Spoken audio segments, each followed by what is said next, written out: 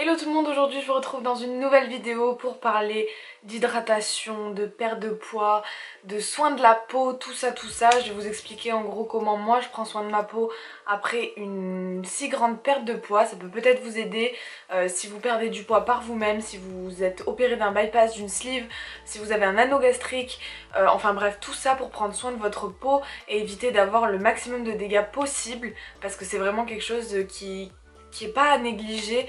C'est vrai que dans une perte de poids on a tendance à vachement abîmer notre peau, tout comme quand on prend du poids. Donc je vais vous expliquer un peu tout ce que moi j'ai fait, tout ce que je continue à faire et des résultats également. Alors pour commencer, qu'est-ce que j'ai fait pour mes cicatrices? Donc j'avais pas envie que mes cicatrices dues au bypass se voient trop. Donc certainement que vous le savez, ce sont des petites cicatrices. Parce qu'on est opéré par cœlioscopie, donc c'est à dire que c'est des tout petits trous qui sont faits. Donc moi pour mon bypass j'ai 7 petits trous qui ont été faits sur l'abdomen pour pouvoir donc faire l'opération. Donc bien sûr la cicatrisation ça dépend de votre peau parce qu'il y a des personnes qui cicatrisent mieux que d'autres.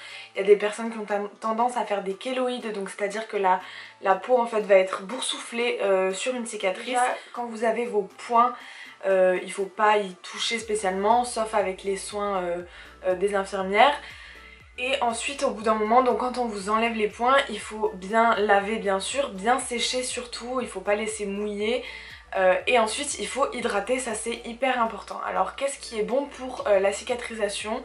Alors j'avais mis un peu d'huile Bee Oil sur mes cicatrices. Donc Bee Oil, je pense que vous connaissez tous, je vous mets une photo juste ici de ce à quoi ça ressemble.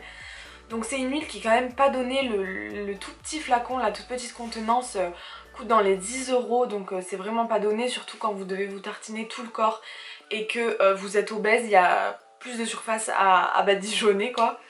Mais j'avais quand même utilisé ça parce que j'en avais entendu beaucoup de bien. Donc oui ça fonctionne pas mal, après je pense pas que ça fonctionne mieux que certaines huiles naturelles dont je vais vous parler également. Et également pour la cicatrisation il y a l'aloe vera.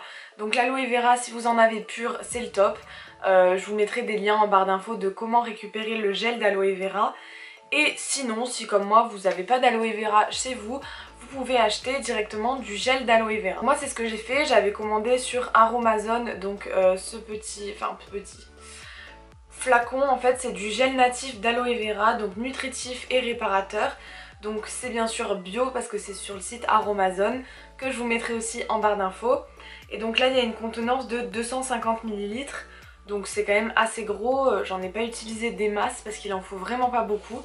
Et j'en mettais sur mes cicatrices et ce qui est hyper important c'est de bien masser la cicatrice pour que les chairs en fait soient détendues et que justement ça fasse pas quelque chose de boursouflé. Je les ai surtout pas mises au soleil de tout l'été, ça c'est hyper important, vraiment la première année pas de soleil du tout si vous voulez mettre toutes les chances de votre côté.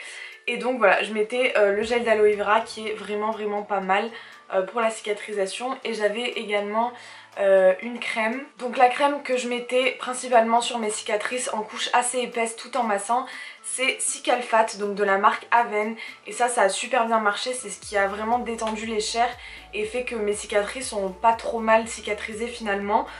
Ça coûte pas très cher, c'est disponible en pharmacie, vous pouvez aller voir, même tester un petit tube comme ça, il y a des plus gros tubes aussi.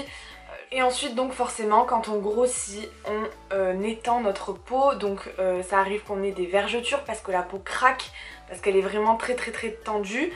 Et du coup quand on maigrit on perd donc le gras en fait, et la peau souvent ça arrive, elle a du mal à se remettre comme elle était. Donc c'est un peu le même système que pour les femmes enceintes. Lorsque le ventre grossit, s'étend jusqu'à l'accouchement, et il y a des femmes qui abîment leur ventre de cette manière. Il y en a où leur ventre redevient comme avant la grossesse, mais il y en a qui n'ont pas cette chance et donc leur ventre est abîmé parce que la peau est détendue. Et ça c'est plus ou moins irréversible, mais on peut toujours faire des choses pour améliorer l'aspect de cette peau. J'ai quand même de la chance d'être jeune, donc forcément lorsque vous êtes jeune, la peau se remet plus vite parce qu'elle est plus élastique, pardon. Elle est plus tendue. Il y a également les bras, donc ce qu'on appelle les ailes de chauve-souris. Il y a le ventre qui se détend, ce qu'on appelle le tablier. Donc là le tablier c'est vraiment quand le ventre va venir recouvrir le pubis. Il y a également l'intérieur des cuisses. Donc tout ça, moi, c'était vraiment des choses que je voulais éviter au maximum parce que j'ai grossi, c'était plus ou moins de ma faute.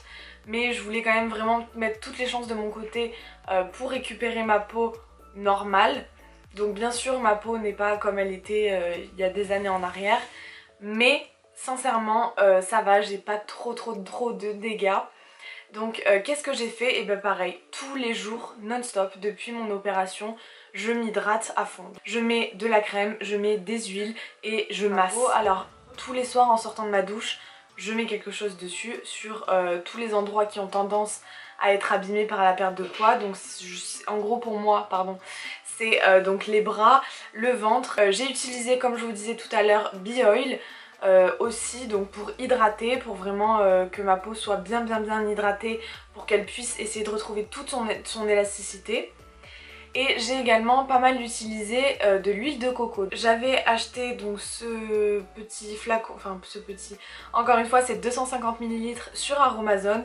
Donc là c'est de l'huile végétale de coco, tout type de peau et cheveux. Donc elle est bio, elle a des propriétés protectrices et émollientes sur la peau. Et elle s'emploie pour donner brillance et vigueur aux cheveux et à la peau également. Donc je me suis pas mal hydratée avec ça.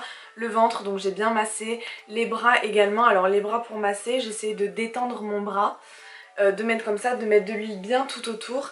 Et ensuite je faisais comme ça et j'essayais, et j'essaye toujours parce que je le fais encore, de vraiment faire bouger ma peau et activer la circulation, tout ça c'était important. Et j'ai également utilisé l'huile de coco vierge 100% pure de Léa Nature Laboratoire. Donc ça se présentait comme ça. Là c'était 100 ml et c'est également de l'huile bio, elle est vraiment 100% naturelle. Là récemment je teste l'huile d'avocat. Alors l'huile d'avocat, donc là c'est un flacon de Melvita, donc c'est 50 ml, c'est des cosmétiques bio également. Et donc tout ça, tous ces systèmes d'hydratation, pardon, ça agit également sur les vergetures. Donc sachez que si vos vergetures sont bleues, violettes, roses, vous pouvez encore revenir en arrière, c'est-à-dire vraiment bien hydrater. Et là, vous avez des chances qu'elles disparaissent. Si par contre elles sont blanches, malheureusement c'est trop tard, il n'y a plus rien à faire, mis à part le laser. Je sais que ça se fait au laser, il y a des traitements pour justement enlever ces traces. Toute cette hydratation vraiment complète, ça m'a permis d'enlever pas mal de vergetures que j'avais donc sur les hanches, en fait, sur les poignées d'amour. Aujourd'hui j'en ai quasiment plus, sauf quelques-unes petites qui sont blanches mais qu'on voit pas vraiment à l'œil nu si on n'y prête pas attention. Au niveau des bras également, alors j'en ai des blanches mais ça ben voilà c'est trop tard. Mais par contre toutes celles qui étaient violettes ont vraiment disparu. Il m'en reste quelques-unes très fines sur le ventre au niveau de l'abdomen. Mais je pense que je vais réussir à les avoir et à récupérer ma peau comme elle était.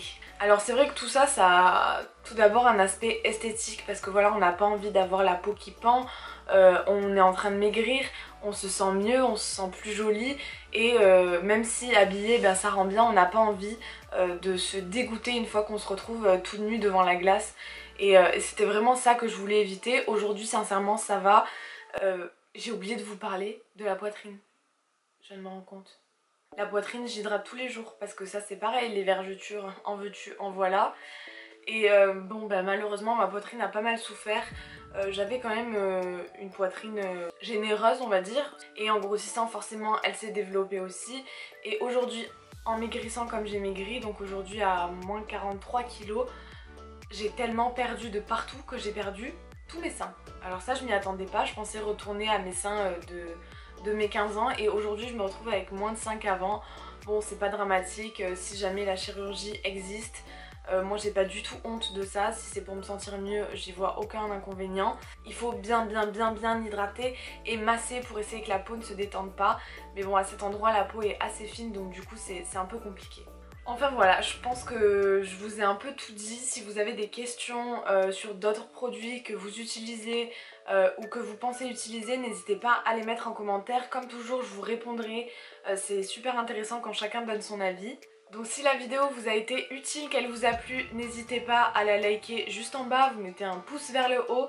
Et puis si jamais vous êtes intéressé par ce genre de vidéo, n'hésitez surtout pas à vous abonner à la chaîne juste ici. Ça me ferait énormément plaisir parce que je vois qu'on est de plus en plus nombreux et je suis encore plus contente à chaque fois de vous sortir une nouvelle vidéo. Donc voilà, en attendant on se retrouve très vite dans une prochaine vidéo et prenez soin de vous, bye bye.